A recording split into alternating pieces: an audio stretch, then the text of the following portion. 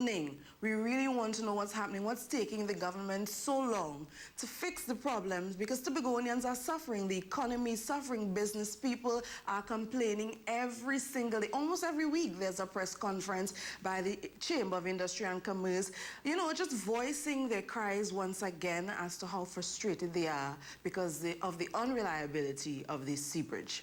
Well, we definitely look forward to those discussions, and we will keep you informed. Patricia, thank you so much. We'll talk again in our second hour.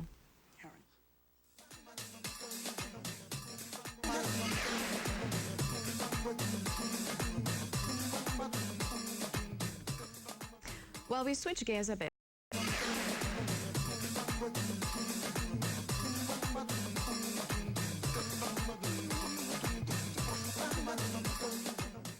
Welcome back. Well, as we told you earlier, Prime Minister Dr. Keith Rowley is leading a team that includes Works and Transport Minister Ruhan Sinanan to a meeting with stakeholders in Tobago over issues on the sea bridge. Now, that meeting is set for the Magdalena Grand, and it comes a week after the cancellation of the contract for the Ocean Flower 2 passenger vessel. Now, our Sea News journalist in Tobago, Patricia Nicholson, is with senior consultant at Alcindor Walker and one of the respected names, David Walker, and also president of the Truckers and Traders Association, Horace Hamid. Pat, it's over to you. Thank you very much, Verna. And yes, I have with me Mr. David Walker, principal consultant at Alcindor Walker and Associates Limited. He's going to give his views on the entire situation regarding the sea bridge. Good morning, Mr. Walker. Good morning, and good morning to you. And thank you for accepting our invitation. Tell us, what are your expectations of the meeting with the Prime Minister and other stakeholders today? Sadly, I have to say that my expectations are fairly low, because it started with the information that it's going to be effectively behind closed doors, and that even the media aren't going to be allowed into the meeting, so that all we, the public, will get is a press release at the end of the meeting. And, you know, this is one of the central themes of this whole issue, and in a number of issues pertaining to the government, and that is the lack of information that's being shared with the public. So because of that, I am not entirely optimistic. I am not aware of an agenda for the meeting. We don't know in clear terms what the purpose of the meeting is, what will be discussed, who is allowed to speak, so that it is very difficult to be enthusiastic about the potential outcome of the meeting. But where did we go wrong in terms of the entire sea bridge? It's months we've been dealing with a situation like this. Where did we go wrong? I spoke on this channel about, I think it must be about 2 or 3 months ago, when we first had the problem with the superfast glacier. And at that time, I expressed an opinion which wasn't widely shared, but my opinion, and it remains the same, is that what we have fundamentally is a management problem. That it was not essentially about resources, it was about ensuring that we had the right quality of management and the sharing of information that would allow us to ensure that we make the best decisions, and that we, the public, get some level of confidence that the correct decisions are being made based on accurate information. You know, too many times we have ministers and even the Prime Minister coming and speaking to us, and when they ask the most mundane of questions, the answer is we don't know. We can't carry on like that. We need to ensure, the ministers need to ensure that they know what is going on so that they could share that information with us. And in that regard, we need to put systems in place to ensure that there is adequate reporting up to the minister and ideally also to the public.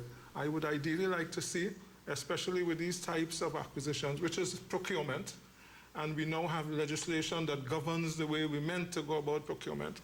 Let us comply with that legislation. Right. And compliance with that legislation with respect to this project would mean that there are certain minimum sets of documents placed in the public domain. So we would be able to see the original request for a proposal. We would be able to find out who were the companies that are applied and what proposals they made. We would be able to see the evaluation process to know why this one was chosen as against that one and so on.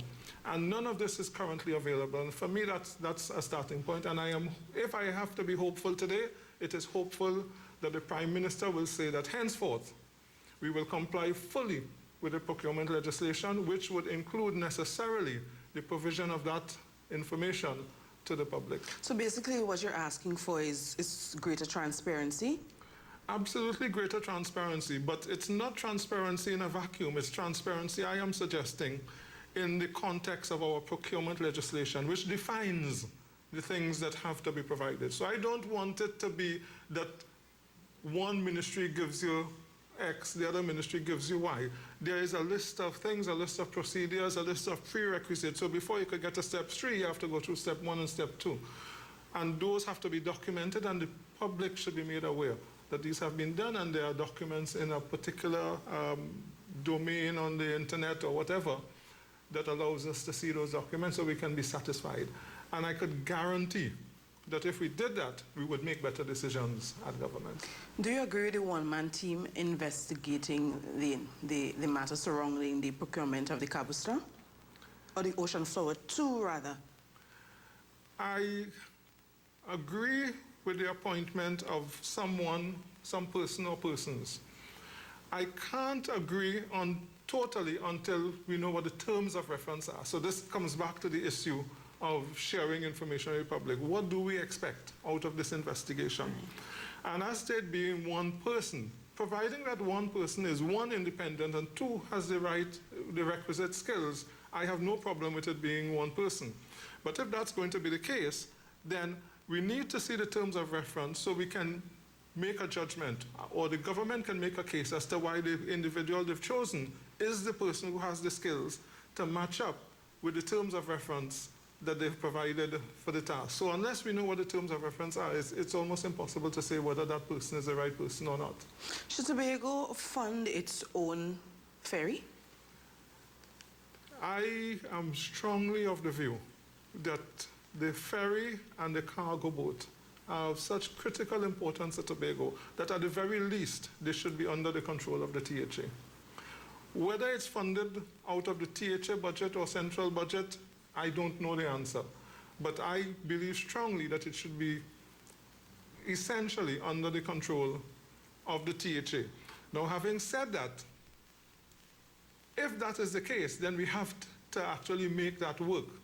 I say that having regard to the fact that despite tourism being specifically under the THA Act, the Prime Minister unilaterally, about a year ago, took control of tourism from the THA.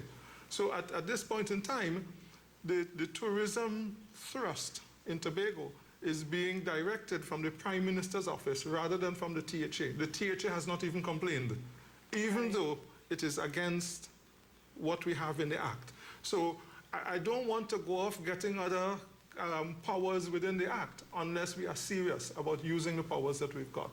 And what's the Chief Secretary's role in all of this? A lot of persons think he's not vocal enough, he's not representing us to the point where we feel comfortable enough that he's going to put forward something in that meeting that Tobagonians would be satisfied with. What are your thoughts on the Chief Secretary's stance at this point in time? The Chief Secretary should be taking the lead on this, clearly. And, you know, if you follow the discussions in the public domain, you find very little coming from the Chief Secretary. You occasionally hear something from one of the other secretaries. The Chief Secretary is in a position where this is of such grave importance to Tobago that it is almost untenable that he is virtually silent on this. So hopefully coming out of this meeting, again, we will hear more from the Chief Secretary. I am assuming that he has not been saying much because he does not know much, which reflects badly on the relationship between Trinidad and Tobago. We've been told that because the two camps are from the same party, that there's a fantastic working relationship now. Well, I'm not seeing evidence of that in this situation. Given that fantastic working relationship, we should be hearing from the Chief Secretary as to what the plans are. He should even have been able to give us some sort of an agenda for this meeting, what they're going to discuss and so on. But it seems that everything is being decided in Port-of-Spain and simply being accepted by the Chief Secretary and the rest of the THA. Now I know that there are 4 inquiries taking place presently, and that creates a number of problems, which I think the Prime Minister ought to say something about. You have the potential here for the 4 inquiries to be badgering staff for documents and information and with queries on the same issues. you know, it is going to be very easy for them to trip over each other and make the operations at the port even less efficient than they are now. So what I would like to hear from the Prime Minister is some way of dealing with that. And I want to make one clear suggestion. There are a number of documents that I am sure each one of those inquiries will want. So you talk about the request for proposal, the bids that were put in and so on.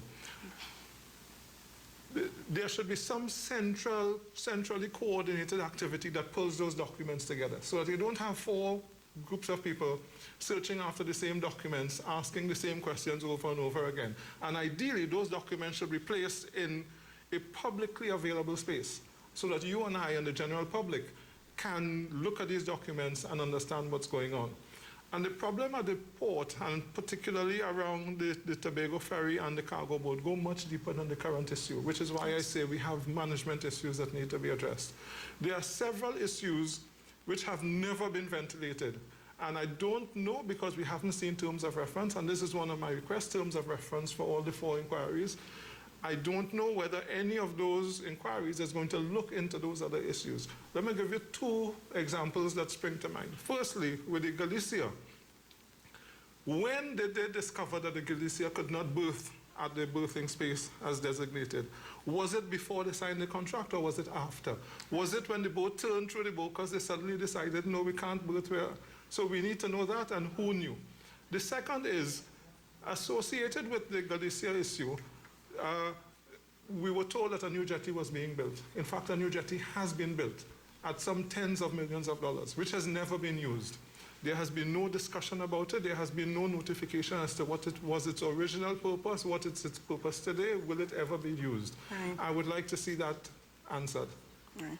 Thank you so very much, Mr. Walker, for coming and for sharing your views on the Sea Bridge matter with us. And folks, that was Mr. David Walker again, talking about the Sea Bridge. Of course, that's the topic of discussion in Tobago today. We still have another guest in our Tobago studios coming up, Mr. Horace Amid. So don't go far. We'll be right back.